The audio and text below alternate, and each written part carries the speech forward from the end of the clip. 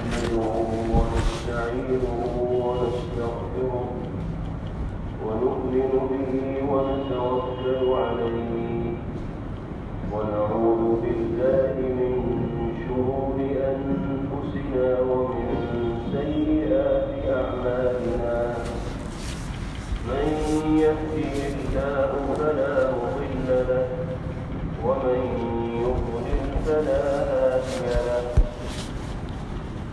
ونشهد أن لا إله إلا الله وحده لا شريك له ونشهد أن سيدنا ونبينا وإمامنا وسندنا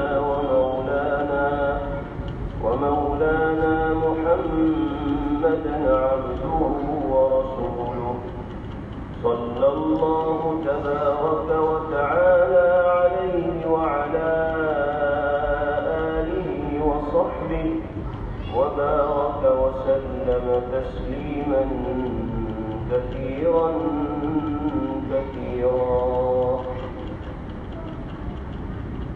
أما بعد فأعوذ بالله من الشيطان الرجيم بسم الله الرحمن الرحيم ألف لام ميم ذلك الكتاب لا ريب فيه هدى للمتقين الذين يؤمنون بالغيب ويقيمون الصلاة ومما رزقناهم ينفقون صدق الله مولانا العلي العظيم.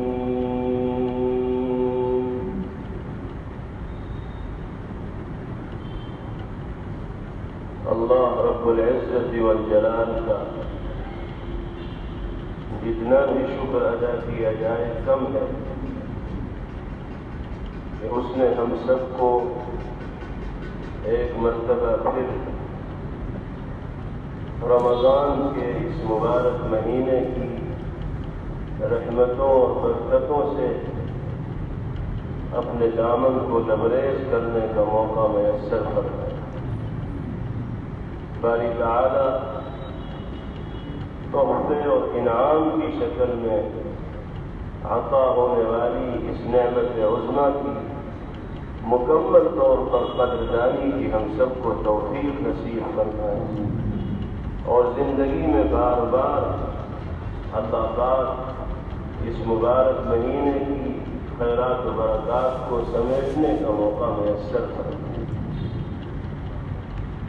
آپ ذرا تصور کیجیے اور سوچیے پچھلے 2-2.5 سالوں کے احوال کے بارے میں کہ کس طرح کی صورتحال سے انسانیت کو دوچار ہونا پڑا. کاروبار زندگی ٹھپ ہو گیا اور نظام زندگی بدل کر رہے ہیں. پچھلے 2-2.5 سالوں میں وہ وقت بھی آیا کہ جب اللہ کے گھروں کے دروازے اللہ کے بندوں پر بند کر دیے گئے. چاہنے کے باوجود بھی مساجد میں داخلے کی کوئی صورت اہل ایمان کے لیے دکھائی نہیں دے رہی تھی، ان حالات میں موجود نہیں. اللہ کا کتنا بڑا کرم ہے کہ ان سب ترین حالات سے گزار کر باری تعالیٰ نے ہمیں اور آپ کو پھر کھلے ماحول میں اجتماعیت کے ساتھ اپنی بارگاہ میں جبیں اور پیشانی کو جھکانے کا موقع میسر فرمایا. کیا یہ اللہ کا فضل و کرم اور اس کا انعام نہیں؟ پچھلے سالوں میں جو حالات آئے اور ان کی زد میں آنے کی وجہ سے جو لوگ اس دنیا سے رخصت ہوئے ان کی تعداد سینکڑوں اور ہزاروں میں نہیں بلکہ لاکھوں میں. کوئی انسان شاید دنیا میں ایسا نہ ہو جو ان حالات سے دوچار ہونے کی وجہ سے اپنے متعلقین میں سے کسی کی جدائی کی وجہ سے رنج و الم کا مزہ چکھنے والا نہ ہو. اللہ تعالی نے ان حالات سے باہر نکالا اور پھر کھلے ماحول میں اپنی عبادت کی توفیق بخشی. تو ہمیں اس نعمت کی قدر کرنی چاہیے اور سوچنا چاہیے کہ باری تعالی ہر چیز پر قدرت رکھنے والے ہیں. وہی زندگی دینے والے ہیں, وہی موت سے ہمکنار کرنے والے ہیں, وہی مخالف و مشکل و خطرناک حالات سے دوچار کرنے والے ہیں, اور وہی ان حالات سے اپنے بندوں کو باہر نکالنے والے ہیں. آج اگر اللہ نے ان حالات سے باہر نکلنے کا ہمیں موقع عطا کیا ہے تو پہلے سے زیادہ اللہ کے اس انعام کا استحضار کرتے ہوئے اس کی اطاعت و فرمانبرداری میں ہمیں زندگی گزارنی چاہیے. آج رمضان کے اس مبارک مہینے میں ہم نے قدم رکھا ہے, لیکن کوئی ضمانت و گارنٹی نہیں دی جا سکتی کہ یہ پورا مہینہ بھی ہمیں نصیب ہو پائے گا یا نہیں. اور اگر اللہ کے کرم سے پورا مہینہ میسر ہو بھی گیا تو زندگی میں دوبارہ پھر ماہ مبارک ہمیں نصیب ہوگا یا نہیں, کوئی گارنٹی نہیں دی جا سکتی. ہمارے کتنے بزرگ, کتنے بھائی, کتنی بہنیں, کتنے متعلقین, کتنے رشتے دار ایسے تھے جو پچھلے سال رمضان کے مہینے میں ہمارے درمیان موجود تھے. ہم نے ان کے ساتھ نمازیں پڑھی, ان کے ساتھ ایک دسترخوان پر بیٹھ کر کھانا کھایا, ان کے ساتھ رہنا سہنا ہوا, لیکن آج وہ ہمارے درمیان موجود نہیں ہیں. اس ماہ مبارک کی آمد سے پہلے اللہ کی طرف سے بلاوا آ گیا اور وہ بارگاہ الہی میں حاضر ہو گئے. ہم اور آپ بھی زندگی میں دوبارہ اس ماہ مبارک کو دیکھ پائیں گے یا نہیں پائیں گے, اللہ کے سوا کوئی نہیں جانتا. اس لیے ہر مسلمان کو رمضان کا یہ مبارک مہینہ یہ سوچ کر گزارنا چاہیے کہ ہو سکتا ہے یہ میری زندگی کا آخری رمضان. جیسے نبی پاک علیہ الصلوۃ والسلام نے نمازوں کی ادائیگی کے سلسلے میں مسلمانوں کو متوجہ کیا اور فرمایا اذا كنت في صلاتك فصل صلاة مودع.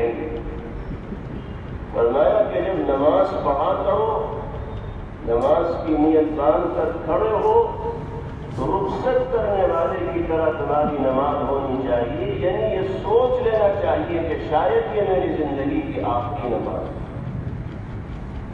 فجر اگر تمہیں پڑھنے کا موقع مل رہا ہے تو پتہ نہیں ظہر پڑھ پاؤ کہ نہیں پڑھ پاؤ. ظہر میں اگر اللہ نے اپنے گھر حاضری کی دولت بخشی ہے تو معلوم نہیں کہ عصر کی نماز تک ہماری زندگی دراز ہو پائے گی یا نہیں ہو پائے گی. جب انسان یہ سوچ کر نماز پڑھے گا کہ یہ میری زندگی کی آخری نماز ہو سکتی ہے تو ذرا اندازہ لگائیے کہ دل کی کیفیت کیا ہوگی, اللہ کی طرف توجہ کیسی ہوگی, اور کتنے خشوع و خضوع اور یکسوئی کے ساتھ وہ نماز پڑھی جا رہی ہوگی. باری تعالی ہر عبادت کو ایسی ہی یکسوئی اور خشوع و خضوع اور اہتمام کے ساتھ ادا کرنے کا تقاضا اپنے بندوں سے فرماتے ہیں, اور ایسی ہی عبادت اللہ کی نگاہ میں پسندیدہ ہوتی ہے. ہمیں رمضان کے اس مبارک مہینے کے ایک ایک لمحے کو وصول کرنے کی بھرپور کوشش کرنی ہے. ابھی تو اس ماہ مبارک کی بالکل شروعات ہے, لیکن گزرتے دیر نہیں لگے. آج ہم نے پہلی تراویح پڑھی ہے, دیکھتے دیکھتے وہ دن بھی آئے گا اگر اللہ نے چاہا کہ ہم اسی مسجد میں ماہ مبارک کی آخری تراویح پڑھ رہے ہوں. وقت گزرتے دیر نہیں لگتی. اگر ناقدری کے ساتھ اس ماہ مبارک کو گزار دیا تو اخیر میں کبھی افسوس کرنا پڑے گا. اس لیے پہلے ہی سے قدردانی کی کے ساتھ گزارنے کی کوشش کر لینی چاہیے. ہمیں پہلے سے منصوبہ سازی کر لینی چاہیے، ذہن بنا لینا چاہیے، اپنا ٹائم ٹیبل سیٹ کر لینا چاہیے کہ ہمیں اس ماہ مبارک میں صبح سے شام تک یہ کام اس انداز سے کرنا ہے. جب آدمی پہلے سے خاکہ بنا لیتا ہے تو اس میں رنگ بھرنا، اس کے مطابق اقدامات کرنا اس کے لیے بہت آسان ہوتا ہے. آج پہلی تراویح ہے، ماہ مبارک کی بالکل شروعات ہے. ہم گھر جائیں، پورے مہینے کا ایک چارٹ بنائیں اور طے کریں کہ یہ کام ہمیں کرنے ہیں، ان کاموں کو ہمیں چھوڑنا ہے، یہ کام زیادہ اہمیت رکھنے والے نہیں ہیں، ان کو مؤخر کر دینا ہے رمضان بعد کے لیے، اور جتنا وقت نکل سکے اس کو اللہ کی عبادت میں، قرآن کی تلاوت میں، اللہ کے حبیب صلی اللہ علیہ وسلم کو راضی کرنے والے اعمال میں صرف کرنے کی کوشش کریں. اس ماہ مبارک کا قرآن پاک کے ساتھ بڑا گہرا رشتہ اور جوڑ. اللہ نے قرآن پاک میں رمضان کا تعارف ہی اس بات سے کرایا کہ یہ وہ مہینہ ہے جس میں اللہ نے قرآن مقدس کو نازل فرمایا. شهر رمضان الذي أنزل فيه القرآن هدى للناس وبينات من الهدى والفرقان. رمضان کا مہینہ وہ مہینہ ہے جس میں باری تعالیٰ نے قرآن مقدس کو نازل فرمایا. وہ قرآن جو انسانیت کے لیے ہدایت کا سامان لے کر آیا اور جس میں وہ ہدایات ہیں، وہ نصائح ہیں، وہ علامات ہیں، وہ حجتیں ہیں، وہ دلائل ہیں جن کے ذریعے حق و باطل کے درمیان امتیاز ہو جاتا ہے، صحیح و غلط کے درمیان فرق انسان کی سمجھ میں آ جاتا ہے. تو قرآن پاک سے اس ماہ مبارک کا بڑا گہرا رشتہ. جناب رسول اللہ صلی اللہ تعالی علیہ وسلم عام دنوں کے مقابلے میں رمضان المبارک میں قرآن کی تلاوت کا اہتمام زیادہ فرمایا کرتے ہیں. حضرت جبرائیل علیہ السلام کے ساتھ آپ ماہ مبارک میں قرآن پاک کا دور فرمایا کرتے ہیں. حضرات صحابہ کرام رضوان اللہ علیہم اجمعین، حضرات تابعین و تبع تابعین، بزرگان دین روز اول سے لے کر آج تک اس ماہ مبارک میں تلاوت قرآن کی کثرت کا اہتمام کرتے ہیں. سیدنا حضرت امام ابو حنیفہ علیہ الرحمہ کے بارے میں آپ نے سنا ہوگا کہ رمضان کے ہر دن میں ایک قرآن ختم فرماتے تھے اور رات میں دوسرا قرآن ختم فرمایا تھا. اللہ نے ان کے وقت میں کیسی برکت عطا فرمائی تھی کہ 24 گھنٹے میں 2 قرآن پاک ختم فرما دیا کرتے تھے. 30 دن میں 7 قرآن پاک حضرت امام ابو حنیفہ علیہ الرحمہ ختم فرماتے ہیں. اللہ جن کو توفیق بخشتے ہیں وہ 2 دن میں، 3 دن میں، 5 دن میں، 10 دن میں بہت آسانی کے ساتھ کلام اللہ مکمل فرماتے ہیں. ہمیں یہ طے کرنا ہے کہ رمضان میں کتنے قرآن پاک ہم ختم کریں گے. کم سے کم 3 مرتبہ قرآن پاک کی تکمیل کا تہیہ ہر شخص کو کرنا چاہیے. جو حفاظ کرام ہیں ان کا معاملہ تو الگ ہے، وہ اگر 10 مرتبہ بھی ختم کر لیں تو کوئی بھاری کام ان کے لیے نہیں. اور جو حفاظ تراویح کے اندر سنا رہے ہیں تو تراویح کی برکت سے تو باری تعالیٰ ان کو بار بار پڑھنے کا موقع عطا ہی فرماتے ہیں، تو ان کے بہت سے قرآن ہو جاتے ہیں کیونکہ بار بار اس قاعدے کو وہ دہراتے ہیں. لیکن جو حفاظ کرام تراویح میں نہیں سنا رہے ہیں ان کے لیے بھی 10 قرآن پاک ماہ مبارک کے اندر ختم کرنا کوئی مشکل کام نہیں. لیکن جو حضرات دیکھ کر قرآن پاک کی روانی کے ساتھ تلاوت فرماتے ہیں وہ اگر ماہ مبارک میں 3 قرآن پاک ختم کرنے کا تہیہ کریں کم از کم تو اس میں کوئی پریشانی اور دقت نہیں ہوگی. روزانہ 3 پارے پڑھنے کا معمول تو کم سے کم ہے. اس سے زیادہ اللہ جتنی توفیق دے اتنا پڑھا جائے، لیکن یہ طے کر لیا جائے کہ 3 قرآن پاک پورے مہینے میں ہمیں انشاءاللہ ختم کرنے ہیں۔ اور جب تلاوت قرآن کی عادت ہوگی، تلاوت قرآن کا معمول بنے گا، تو پھر اللہ کے کلام کی تلاوت میں وہ حلاوت، وہ شیرینی، وہ مٹھاس حاصل ہوگی کہ رمضان کے گزرنے کے بعد بھی ہماری طبیعت ایسی بن جائے گی کہ جب تک اللہ کے کلام کو پڑھیں گے نہیں، اس وقت تک دل کو قرار اور سکون حاصل نہیں ہوگا، اطمینان کی کیفیت نصیب نہیں ہوگی۔ باری تعالیٰ اس ماہ مبارک کی برکت سے ہم سب کو تلاوت کلام اللہ کا شغل نصیب فرمائے۔ دوسری بات، ماہ مبارک کی قدردانی کے لیے ہمیں یہ تہیہ کرنا ہے کہ اس مہینے میں ہر فرض نماز با جماعت تکبیر اولیٰ کے ساتھ ادا کرنی ہے، فجر سے لے کر عشاء تک۔ کوئی فرض نماز ایسی نہ ہو کہ جس میں ہماری کوئی رکعت چھوٹ گئی ہو، وقت سے پہلے ہم مسجد کے اندر حاضر ہو جائیں اور تکبیر اولیٰ کے ساتھ پورے مہینے ہم جب باجماعت فرائض کی ادائیگی کا اہتمام کریں گے تو اللہ اس کی برکتیں ہماری زندگی کے اندر ایسی نازل فرمائیں گے کہ ہم کھلی آنکھوں ان برکتوں کا انشاءاللہ مشاہدہ کریں۔ ہماری جان میں بھی برکت ہوگی، ہمارے مال میں بھی برکت ہوگی، ہمارے گھر میں بھی سکون کا ماحول ہوگا، ہمارے کاروبار میں بھی ترقی ہوگی، اور پھر 1 مہینہ جب باجماعت نماز کی ادائیگی کا اہتمام ایک مسلمان کرے گا تو پابندی اس کی عادت بن جائے گی، اس کا مزاج بن جائے گا۔ پھر رمضان کے گزرنے کے بعد بھی اللہ نے اگر چاہا تو کسی فرض نماز کو چھوڑنے کا کبھی ارادہ ہی نہیں کرے، اس کے قدم خود بخود نماز کے وقت مسجد کی طرف اٹھنے لگے۔ اور یہی مقصد بھی ہے رمضان کا۔ اللہ پاک سال میں 1 مہینہ اہل ایمان کو عطا فرماتے ہیں ٹریننگ کے لیے، تربیت کے لیے، کہ تم اپنی زندگی کے دھارے کو، رخ کو تبدیل کر دو اللہ کی اطاعت و فرمانبرداری کی جانب۔ سال بھر ذہن و دماغ پر غفلت کے جو پردے پڑ گئے ہیں، دل پر گناہوں کی وجہ سے جو زنگ چڑھ گیا ہے، رمضان کی مبارک ساعتوں میں نہاؤ، رمضان کی رحمتوں سے اپنے دامن کو مالا مال کرو، اللہ دل کے زنگ کو بھی دور فرمائیں گے، اور ذہن و دماغ پر جو پردے پڑے ہیں باری تعالیٰ ان کو بھی چاک کر دیں گے۔ تو یہ مہینہ ٹریننگ کا مہینہ ہے، تربیت کا مہینہ ہے، اس کو ہمیں بہت اہتمام کے ساتھ گزارنے کی ضرورت ہے۔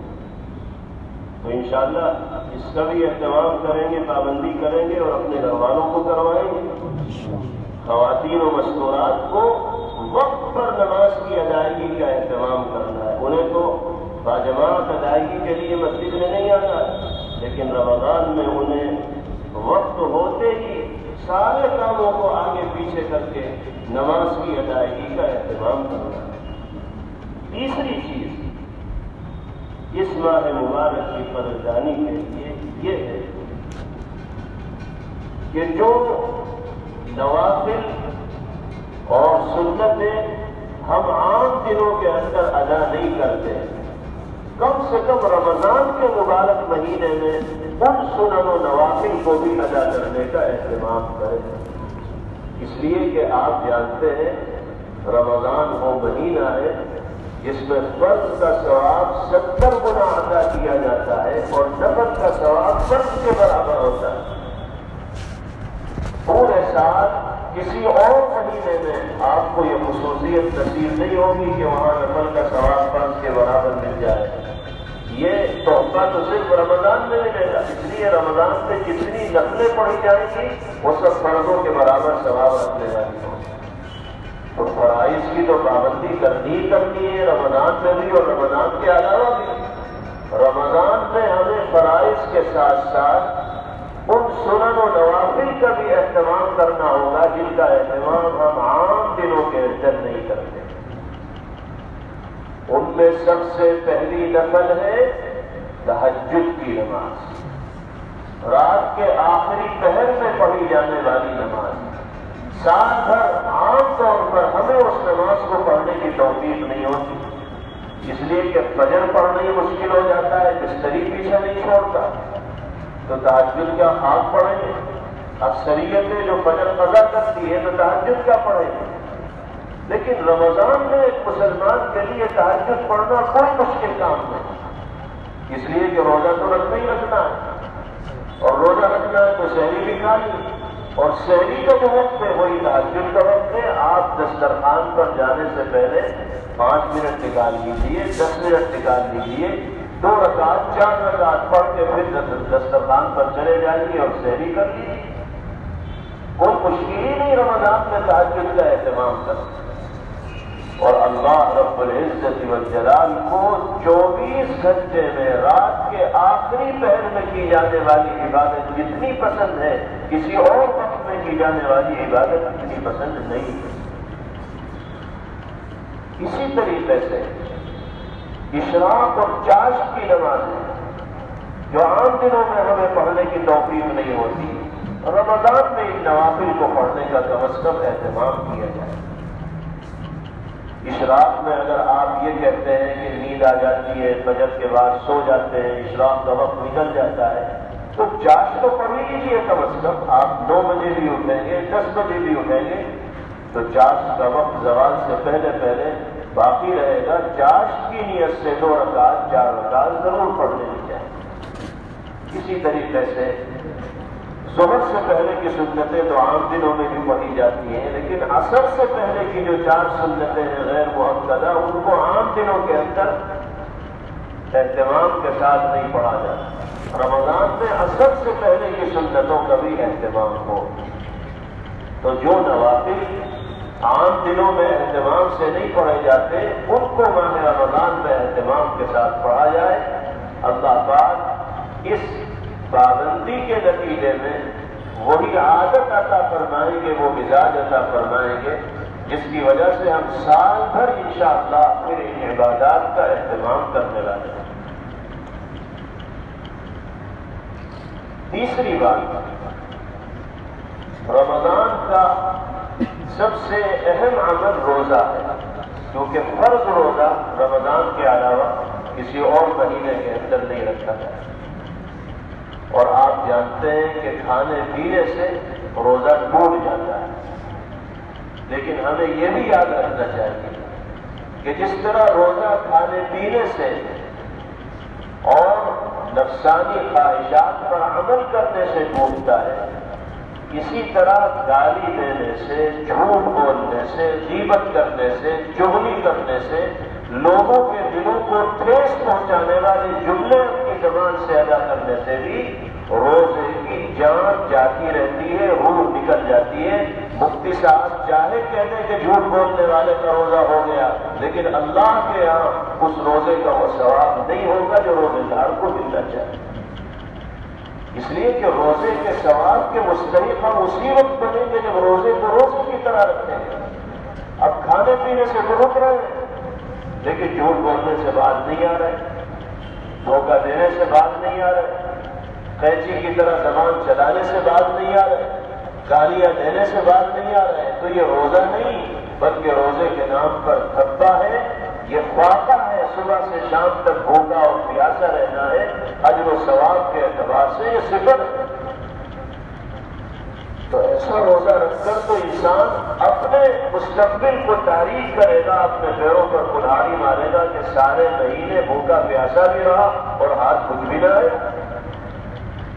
اس لیے زبان پر تالا لگائے رکھنا چاہیے اس ماہ مبارک میں، بس ضرورت کی باتیں جو زبان سے بولی جائیں، بے ضرورت باتیں زبان سے بولی ہی نہ جائیں۔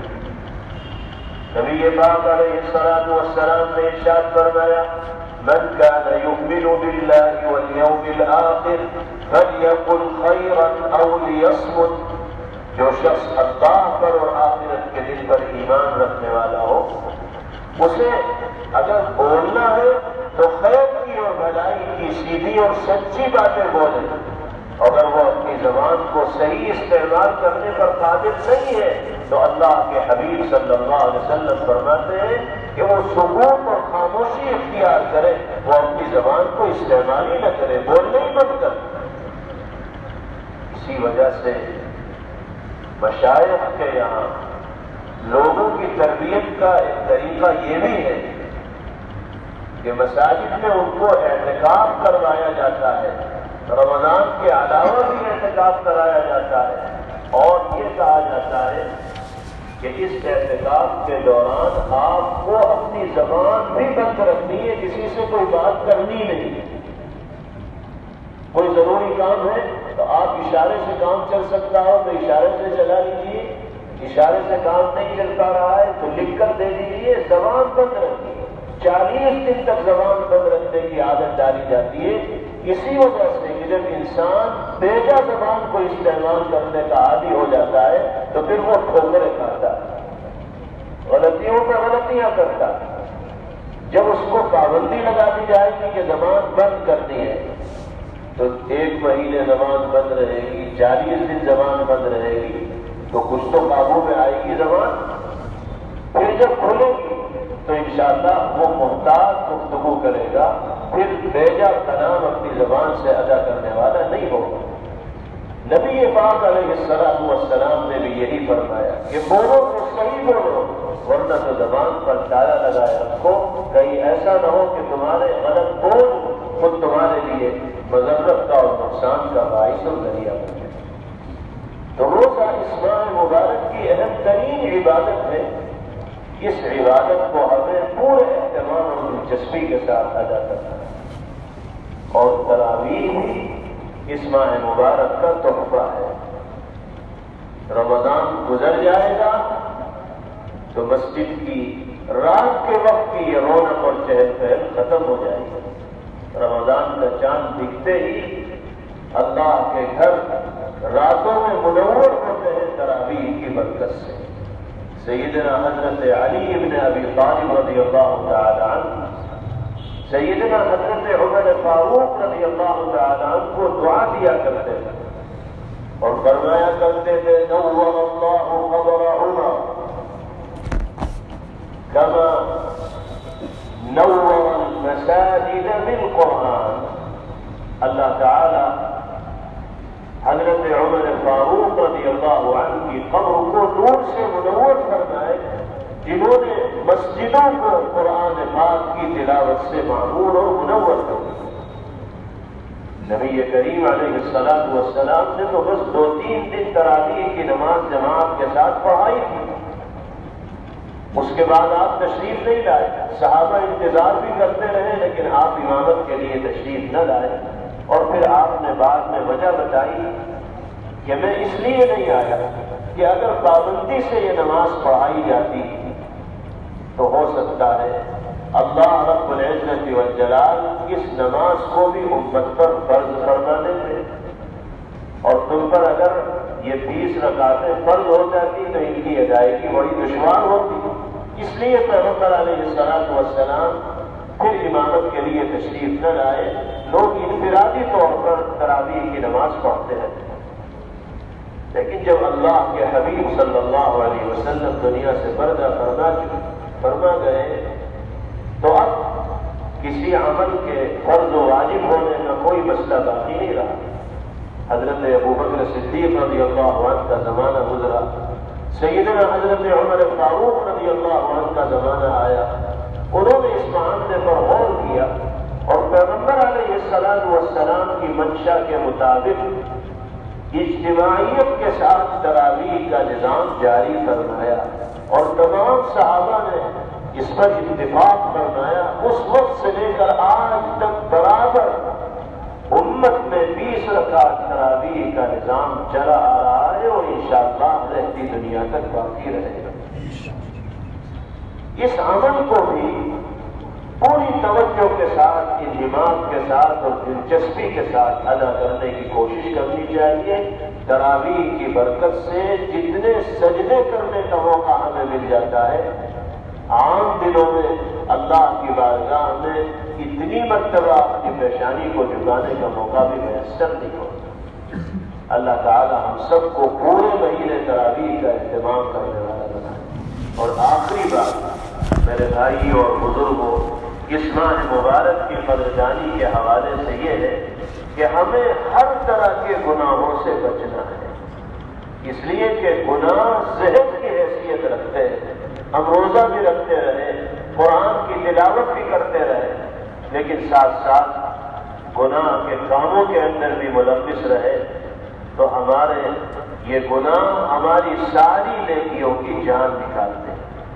اس لیے ہم ماہ مبارک میں گناہوں سے جہاں تک ممکن ہو سکے دوری بنائیں، خاص طور سے ہمارے وہ نوجوان ساتھی، ہمارے وہ احباب جو موبائلوں کے غلط استعمال کے عادی بنے ہوئے، ان کا بہت سا وقت موبائلوں میں صرف ہو جاتا ہے، واٹس ایپ میں، فیس بک میں اور دوسری چیزوں کے اندر بہت سا وقت ان کا ضائع ہو جاتا ہے۔ کم از کم رمضان کے مبارک مہینے میں وہ اس سے دور رہے، اللہ ان کے وقت میں برکت عطا فرمائیں گے۔ رمضان میں جب دوری بنائیں گے تو باری تعالیٰ پھر سال بھر ان کو اس طرح کے برے کاموں سے دور رہنے کی توفیق بخشے۔ باری تعالیٰ ہم سب کو اس ماہ مبارک کی قدردانی کی توفیق نصیب فرمائے۔ رحمت کا عشرہ آج سے شروع ہوا ہے، اللہ پاک ہم سب کے دامن کو اپنی رحمتوں سے لبریز فرمائے اور زندگی میں بار بار اللہ پاک اس مبارک مہینے کی خیرات و برکات سے مالا مال ہونے کی توفیق نصیب فرمائے۔ وآخر دعوانا ان الحمد للہ رب العالمین۔ Thanks for watching. Don't forget to like, comment, share and subscribe to Al Wahid channel.